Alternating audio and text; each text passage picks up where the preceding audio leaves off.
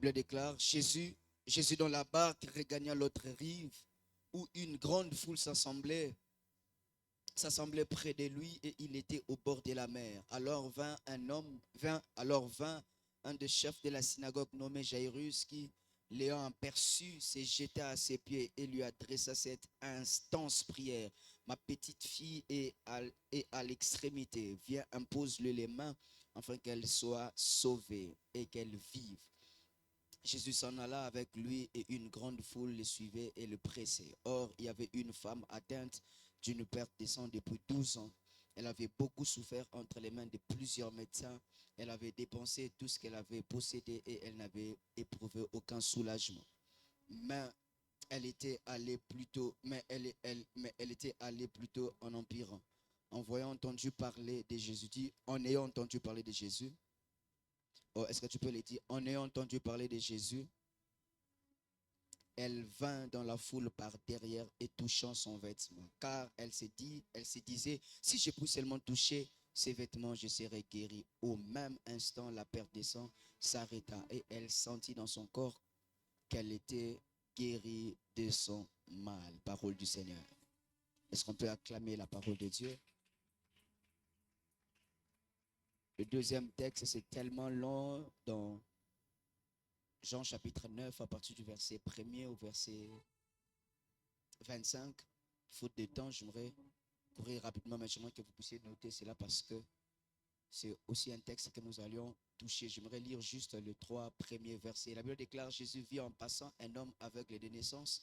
Ses disciples lui firent cette question, Rabbi, qui a péché, c'est cet homme ou ses parents, pour qu'il soit né aveugle? Jésus répondit, ce n'est pas que lui ou ses parents aient péché, mais c'est enfin que l'œuvre de Dieu soit manifestée en lui. Parole du Seigneur.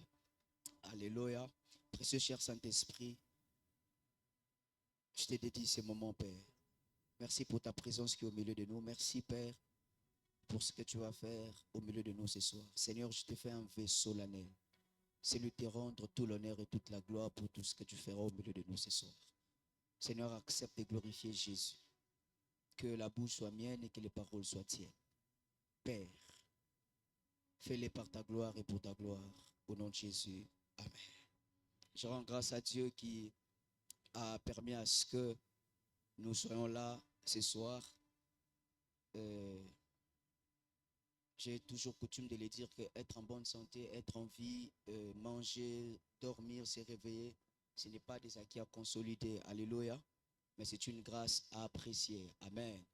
Et nous apprécions la grâce que Dieu nous a faite d'être en vie. Alléluia. Et je dis un grand merci à Dieu pour la vie de nos parents spirituels qui, par leur leadership, par leur autorité, ont permis à ce que ces programmes aient lieu.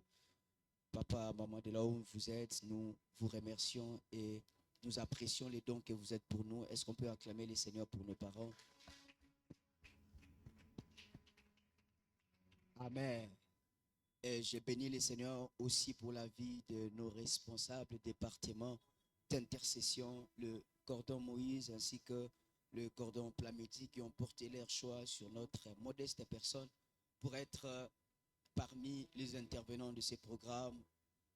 Le responsable, je vous dis un grand merci de nous associer, de penser à nous pour être l'un des intervenants. Est-ce qu'on peut acclamer les Seigneurs pour ces 2 vaillants héros que Dieu est en train de faire du bien? Alléluia.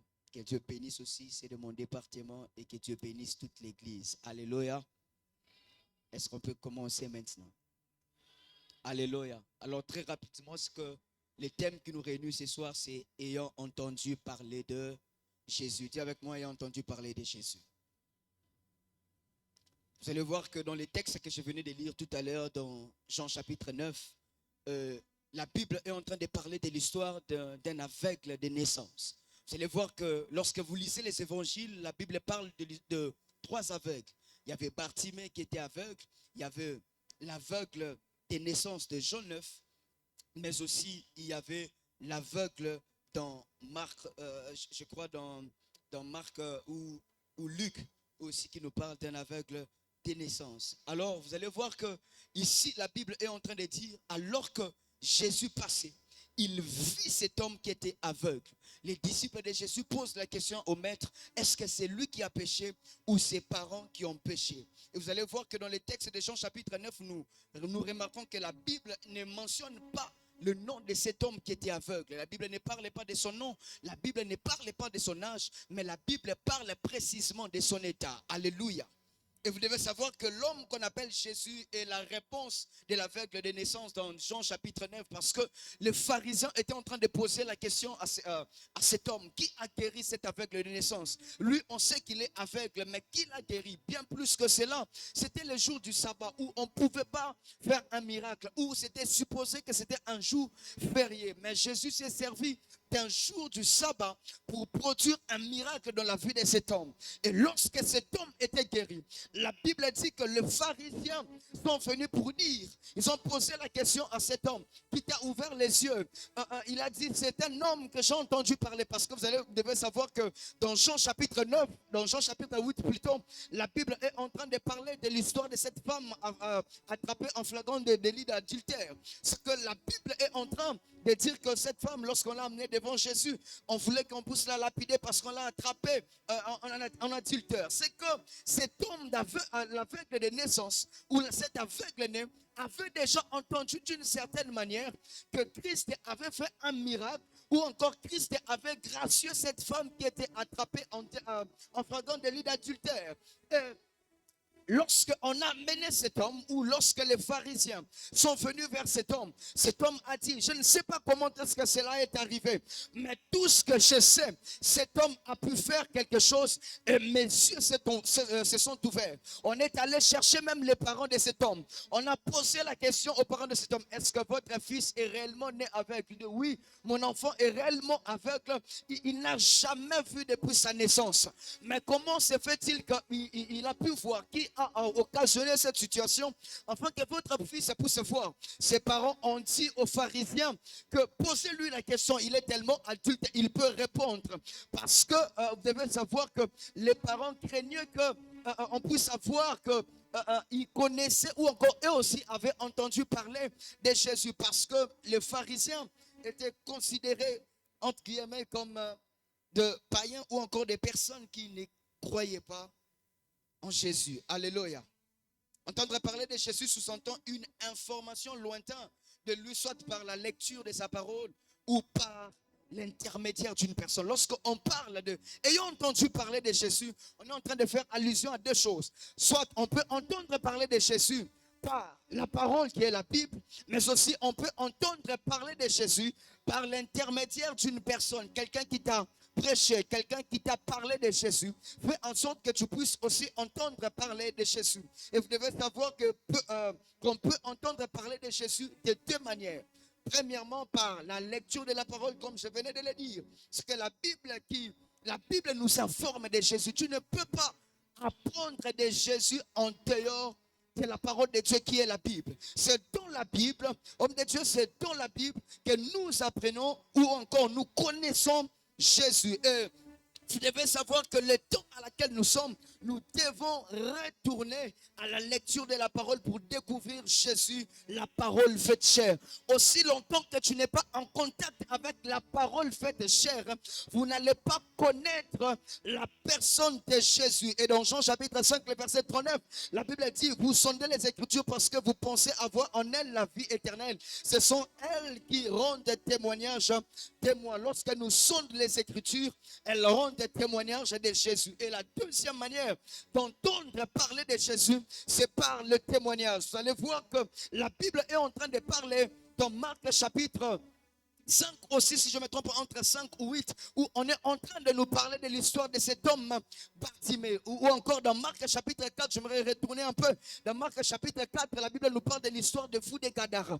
La Bible dit, lorsque Jésus a traversé l'autre rive, il a croisé le fou des Gadara. C'est que par les témoignages de ces fous des Gadara, c'est que ces fous, la guérison de ces fous, ou encore la délivrance de ces fous, a fait en sorte que Jésus puisse gagner la ville des Gadara.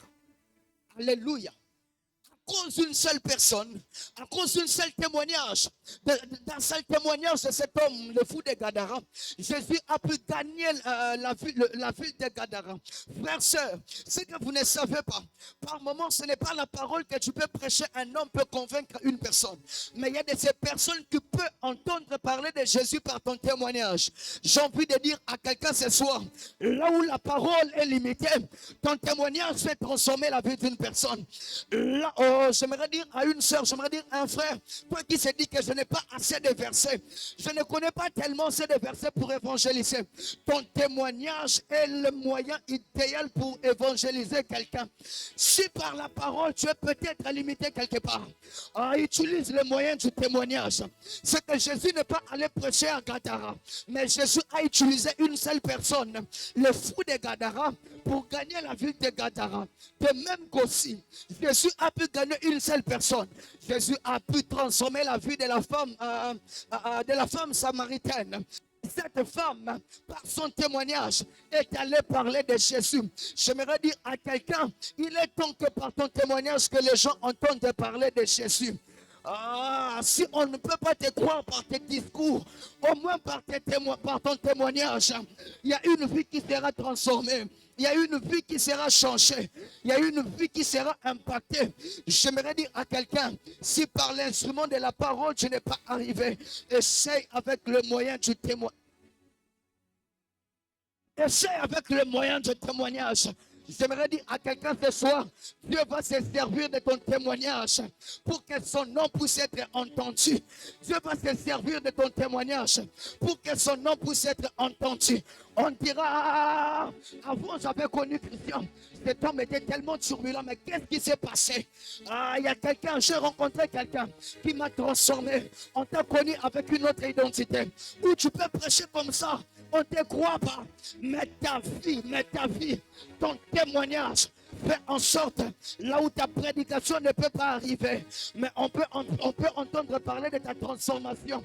J'ai envie de dire à quelqu'un ce soir, Dieu va se servir de ta vie, afin que son nom puisse être entendu. Dieu va se servir de ta vie pour que son nom... Est-ce que je parle à quelqu'un? Et vous devez savoir que la Bible entière parle au sujet d'une seule personne. La Bible parle au sujet de Jésus. Dans toute la Bible, on parle de Jésus. Vous devez savoir, même les grands prophètes de l'Ancien Testament ont annoncé la venue de Jésus. Et ce que j'aime avec cet homme, la Bible mentionne plusieurs descriptions de son appellation. Vous allez voir dans Jean chapitre 14, le verset 6, la Bible l'appelle, il est le chemin. La Bible l'appelle la lumière. La Bible l'appelle le pain venu du ciel dans Jean chapitre 6, le verset 51. La Bible l'appelle aussi les sauveurs dans Luc chapitre 2, le verset 11. La Bible l'appelle aussi notre victime expiatoire dans 1 Jean chapitre 2, le verset 2. La Bible l'appelle le Messie dans Jean chapitre 1, le verset 41, la Bible l'appelle aussi le Tout-Puissant. Dans Apocalypse chapitre 1, le verset 8, la Bible déclare, je suis l'alpha et l'oméga, dit le Seigneur Dieu, c'est lui qui est, qui était et qui vient, le Tout-Puissant. J'aimerais dire à quelqu'un, le Jésus que tu as cru, il est le Tout-Puissant. La Bible l'appelle aussi l'alpha oméga. J'aimerais dire à quelqu'un, il est celui qui a commencé avec toi en janvier. Il est aussi celui qui va finir avec toi en décembre. Il est l'alpha, il est aussi oméga. Je bénis le Seigneur parce que la convention a eu lieu en décembre. Parce qu'au début, on a commencé avec Abia. À la fin, on est en train de finir avec la... Il est le Dieu du commencement. Il est aussi le Dieu de la fin. J'ai envie de dire à quelqu'un, si au commencement, tu n'as pas commencé avec Dieu, tu finiras cette année avec Dieu. Tu finiras cette année avec Dieu. Je ne sais pas combien de jours qui nous restent. Mais j'aimerais t'annoncer de la part de Dieu, les quelques jours qui nous restent pour clore cette année 2024. Tu finiras avec Dieu. La Bible l'appelle aussi les souverains sacrificateurs. Dans Hébreux chapitre 4, le verset 14. La Bible l'appelle aussi les consommateurs de notre foi. La Bible l'appelle aussi les pains de vie. La Bible l'appelle aussi les bons bergers. La Bible l'appelle aussi les chefs de l'église. La Bible l'appelle aussi la parole faite chair. La Bible l'appelle aussi l'agneau immolé. La Bible l'appelle aussi la pierre angulaire. La Bible l'appelle aussi le roi des rois. La Bible l'appelle aussi le Fils bien-aimé de Dieu. La Bible l'appelle aussi le Fils de l'homme. La Bible l'appelle aussi l'avocat auprès du Père. J'aimerais dire à quelqu'un, c'est lui qui veut t'accuser. Il t'accuse en retard. Parce qu'auprès du Père, il y a un avocat qui est auprès du Père. La Bible l'appelle le commencement et la fin. Apocalypse 21, le verset 12.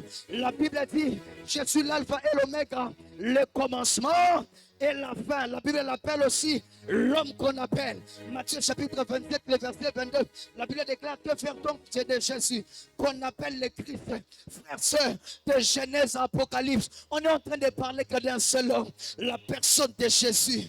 La personne de Jésus. J'aimerais dire à l'église, le temps est arrivé, homme de Dieu, où Jésus doit retourner au centre. Jésus doit retourner au centre. Jésus doit retourner au centre de nos vies, au centre de nos relations, au centre de nos entreprises, au centre de nos activités. Le temps est arrivé où nous devons présenter Jésus, afin que le monde puisse entendre parler de cet homme, l'homme de Galilée, l'homme de Galilée. Le temps est arrivé où nous devons parler de Jésus, remettre Christ au centre, même si nous faisons des miracles. L'objectif premier est que Christ puisse être connu. J'aimerais dire à quelqu'un, si Dieu fait des exploits avec toi, c'est bien, mais l'objectif derrière de ce que Dieu fait, c'est pour que son nom puisse être connu. C'est pour qu'on entende parler de Jésus. Je prie Dieu ce soir, au nom de Jésus, que par ton histoire, que par ton témoignage, que par toi, que Jésus soit connu. Je disais que Jésus soit connu. Je disais que Jésus soit connu. Même lorsque tu ne diras rien, même lorsque tu ne veux pas parler, mais lorsqu'on va te regarder, on dira que toi tu ressembles à Christ. Toi tu ressembles à Christ.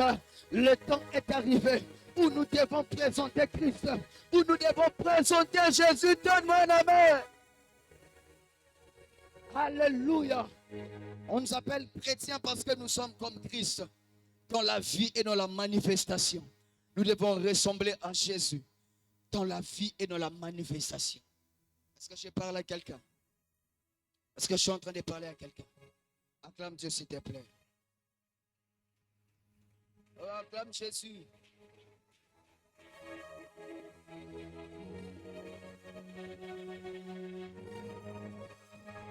Acclame le roi des rois.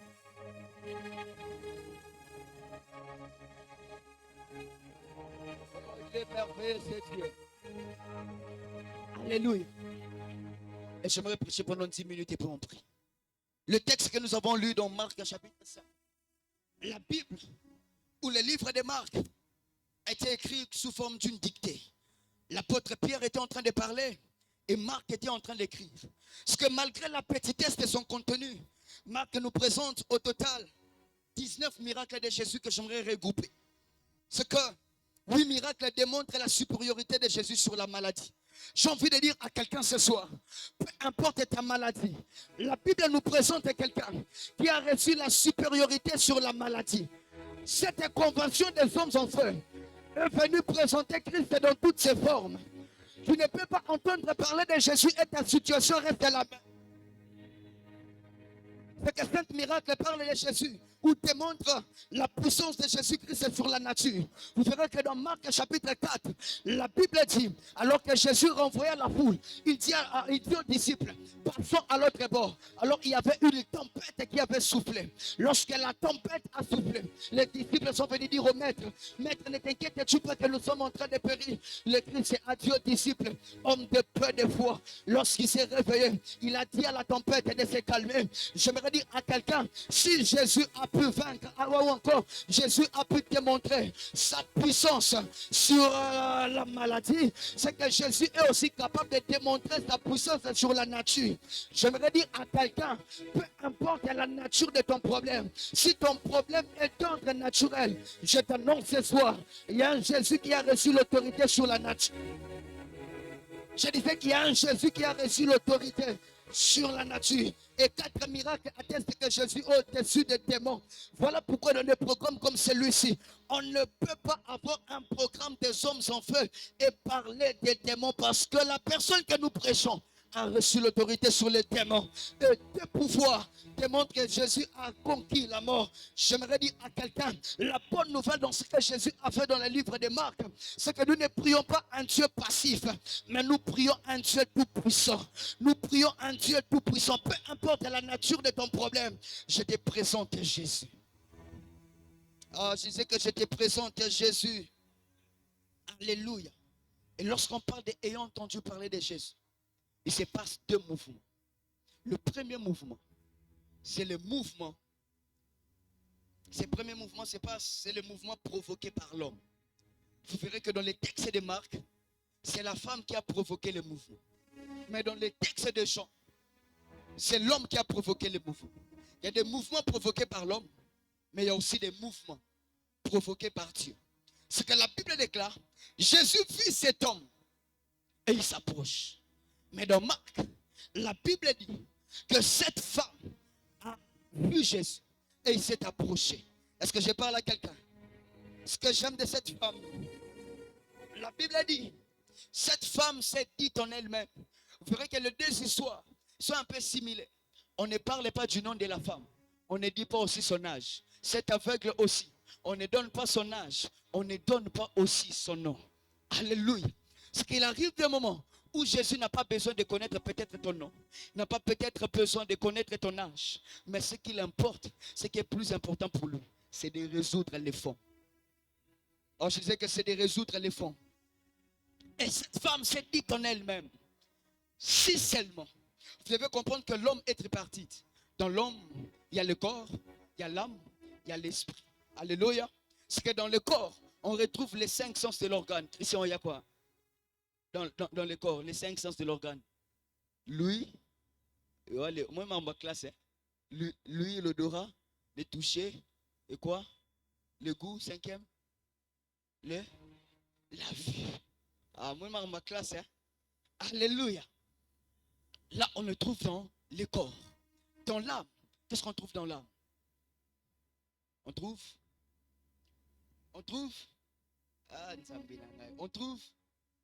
la pensée, alléluia, les émotions, le subconscient, l'inconscience et la volonté.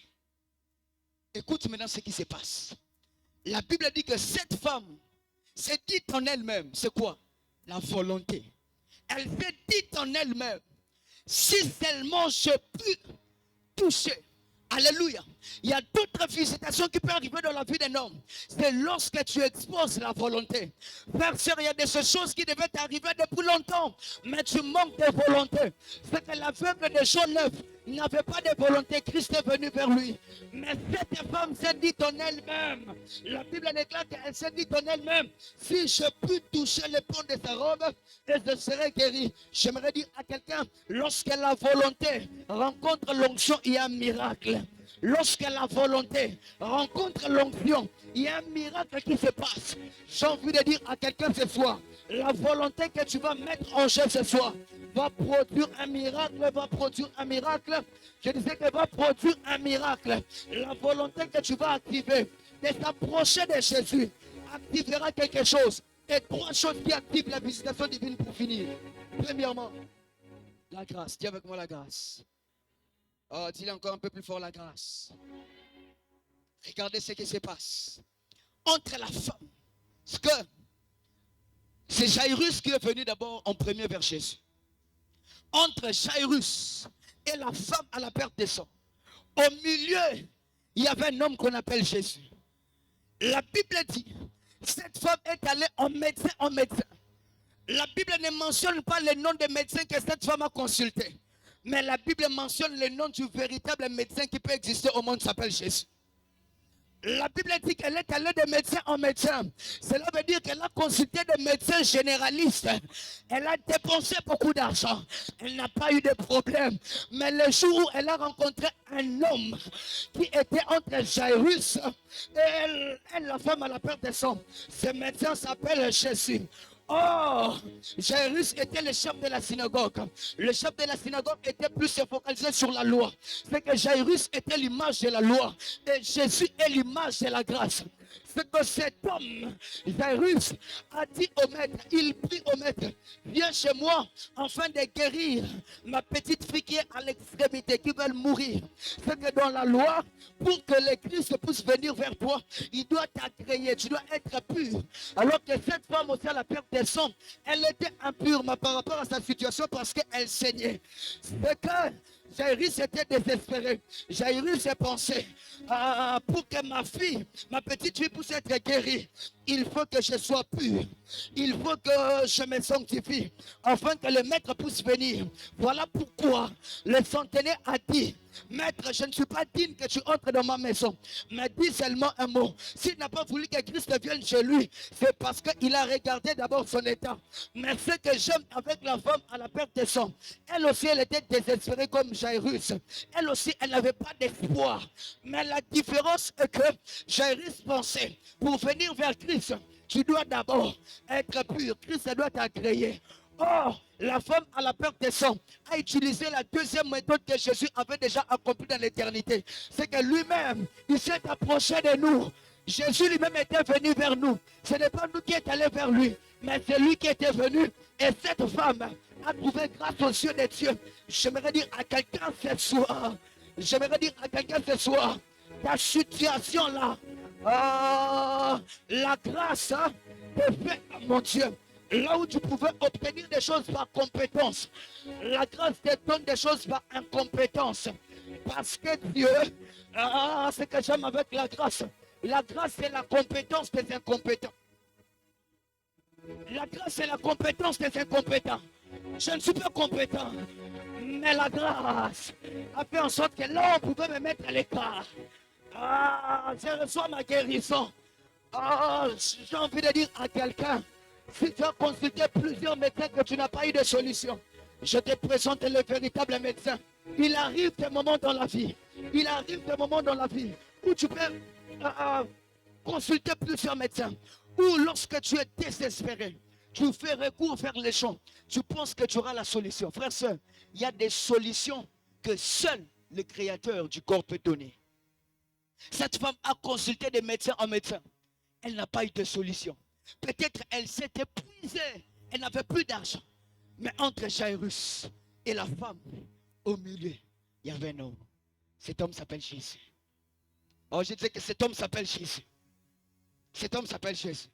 Et la deuxième des choses, je m'en allais pour finir. Est-ce que je peux avoir 4 personnes? Donnez-moi une balle, s'il vous plaît. Je vais expliquer quelque chose. 4 personnes. Venez, s'il vous plaît. 4 personnes. Christian, viens. Grâce, viens. Viens. Mon ami, viens. 4 personnes. Une panne. J'ai besoin d'une panne. Donne-moi un panne rapidement. Oh. Venez.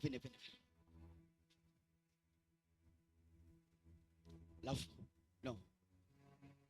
Jésus. Toi, tu es Jésus. Jésus. Non, tourne.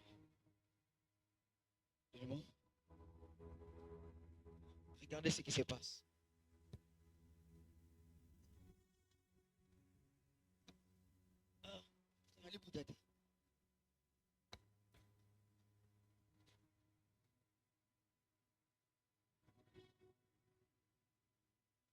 Avance un peu. Voilà.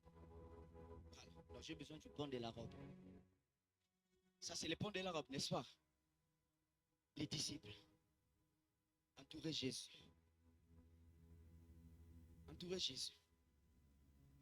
Nous au milieu. Et Christian avance en plus au milieu. Il y a recule un peu, recule. Toi, recule. Entourer Jésus.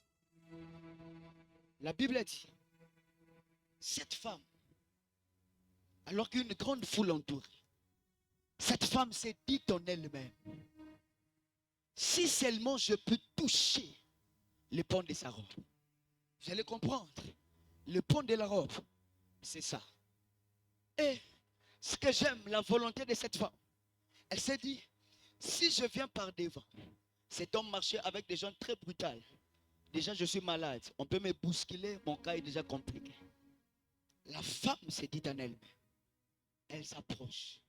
Elle s'approche. Or, pour toucher les pans de la robe, elle doit prendre une position. La femme, elle doit s'accroupir pour prendre la position. Et cette position, alors que la femme ne savait pas, prophétiquement, cette femme avait pris la position de la prière. Cette femme avait pris la position de la prière. J'aimerais dire à quelqu'un, lorsque les situations de la vie te mettent à genoux, c'est la position idéale pour chercher la face d'être. Elle savait que j'ai consulté plusieurs médecins. Je n'ai pas eu de solution. J'essaie avec cette méthode. La méthode de la prière. La méthode de la prière. La Bible déclare, lorsqu'elle a touché les bords de la robe, Christ a dit, merci. Christ a dit, qui m'a dit. Homme de Dieu, il se passe quelque chose. Si Christ peut rester insensible à tes cris, Christ n'est pas insensible à la main qu'il est. Voilà pourquoi là-bas, alors que la tempête avait soufflé, les disciples ont dit au maître, nous sommes en train de mourir, nous sommes en train de périr. Ce n'est pas les cris qui ont réveillé les maîtres. La Bible dit, un homme est venu les réveiller. Un homme l'a touché. Voilà pourquoi cette femme, prophétiquement, elle s'est dit en elle-même, ah, la vie m'a mis dans la position. J'ai consulté plusieurs médecins. Je n'ai pas eu la solution. J'ai envie de dire à quelqu'un, là où l'argent ne peut pas résoudre la prière, les choses que l'argent ne peut pas donner, la prière te donnera. J'aimerais dire à quelqu'un ce soir, la prière est l'expression d'un homme faible auprès d'un Dieu fort. La prière est l'expression d'un homme faible auprès d'un Dieu fort. Cette femme s'est dit en elle-même, la vie m'a mis à genoux, la vie m'a mis par terre. C'est la position idéale pour chercher la face de Dieu. J'aimerais parler aux hommes de femmes, j'aimerais parler aux hommes de feu. Frère, frère, lorsqu'elle a vu tes mains par terre, lorsqu'elle a vu tes mains à genoux, c'est la position idéale pour chercher la... Je disais que c'est la position idéale pour chercher la face de Dieu. Cette convention est venue pour susciter des femmes de prière, pour susciter des hommes de prière. Même lorsqu'il n'y aura pas un programme à l'église, tu prieras, tu prieras, tu prieras, tu prieras, tu chercheras Dieu, tu vas chercher Dieu, parce que Dieu veut t'amener quelque part. Et la dernière des choses, alors que la femme a touché les mains, Christ a dit, j'ai senti une puissance est sortie de moi. Tu ne peux pas. Une puissance ne peut pas sortir de Christ si tu ne les touches pas par la prière. Alléluia. Et la prière ouvre la voie de l'onction. La prière ouvre la voie de l'onction. Ce soir, je suis venu dire à quelqu'un, dans cette convention, Dieu te fait grâce. Je disais que Dieu te fait grâce. Deuxièmement, Dieu t'accorde une vie de prière comme jamais auparavant. J'ai envie de dire à quelqu'un, 2025 a commencé pour ton mois de décembre. N'attends pas qu'on crie bonne année pour célébrer 2025. Commence déjà à vivre en décembre comme si tu étais en 2025. Parce que Dieu est en train de transformer des hommes de feu. Dieu est en train de transformer des vies. Et Dieu veut que tu finisses cette année dans l'onction. Dieu veut que tu finisses cette année pesant et lourd. J'ai prie Dieu ce soir que par ta prière, que Dieu te fasse grâce et qu'il t'accorde l'onction. Je vais te donner qu'un seul sujet de prière. On va prier pendant 5 minutes en battant les mains. Je ne sais pas ce que tu vas dire à Dieu, mais commence à prier sérieusement. Commence à prier sérieusement et commence à parler à Dieu. Dans tout ce que je dis, tu sais toi-même. Tu connais ton problème, je n'ai que 5 minutes. J'avais déjà commencé à prier depuis. Et bratalaba, satalabaya. Comme les gens qu'on peut aller, est-ce qu'on peut aller? La bratalaba. Je ne connais pas de... Oh, bratakakaka.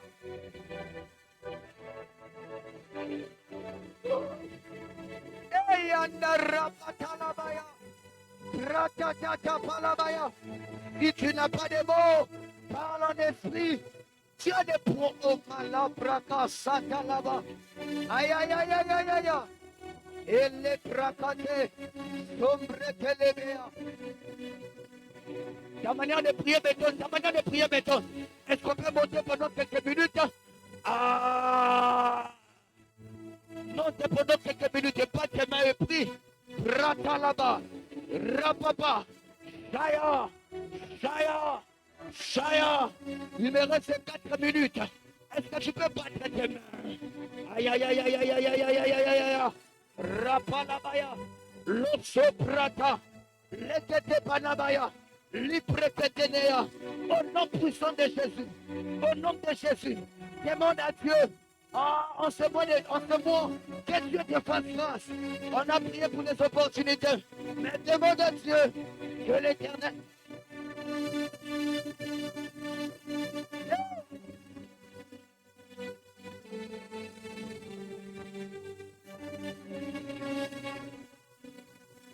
Est-ce que des prières peuvent monter? Aïe, aïe, aïe, aïe, aïe, aïe, aïe, aïe, aïe, aïe. Parle à Dieu, parle à Dieu, parle à Dieu. Est-ce qu'on peut battre nos mains? Où sont les intercesseurs? Où sont des personnes qui sont venues à la convention? Où sont des personnes?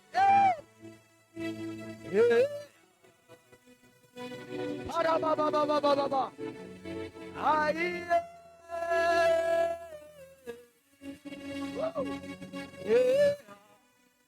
Parle à Dieu, parle à Dieu.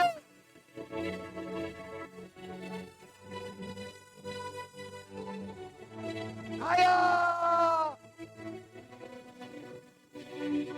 La femme s'est dit en elle-même, si seulement je peux toucher.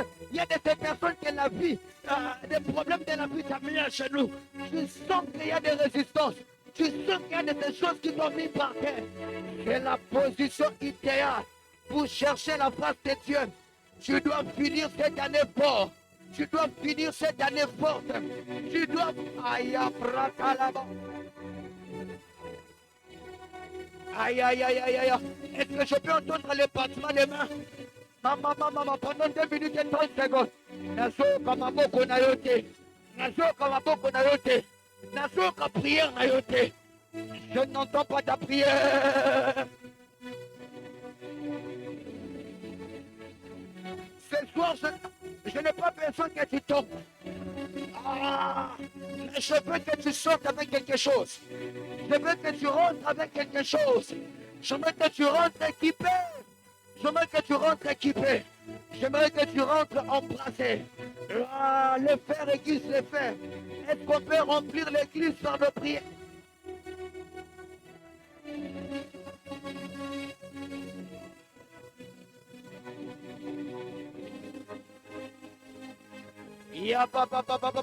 Est-ce que je peux entendre des prières en langue monter? Ah, j'aimerais que l'on prie en esprit. J'aimerais que l'on prie en esprit. Si tu parles pas en esprit, commence à bénir le nom de Dieu. Commence à désirer la grâce. Commence à désirer la grâce. Marakakakaka. Chapalaba. Répétez. Je sens quelque chose de béni. Je sens quelque chose. Ayabrana.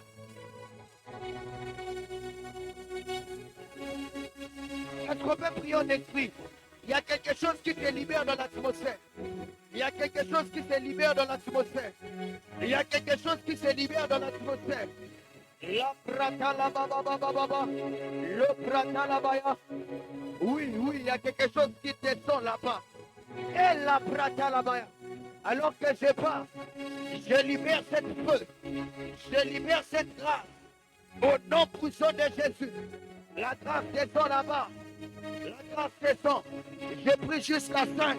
Que ce que j'ai vu descende sur vous. Je prie à 1. Je prie à Dieu. Je prie à 3. Je prie à 4. Je prie à 5. In Jesus' name. Oh non, oh marapapapa. Parle à Dieu, parle à Dieu, parle à Dieu. C'est très fort là-bas, c'est très fort là-bas. Elle risquerait de sauter. Malaprata là-bas. Encore 1 minute. Il me reste 1 minute pour finir. Est-ce qu'on peut monter en esprit avec nos mains? J'entends des prières en langue.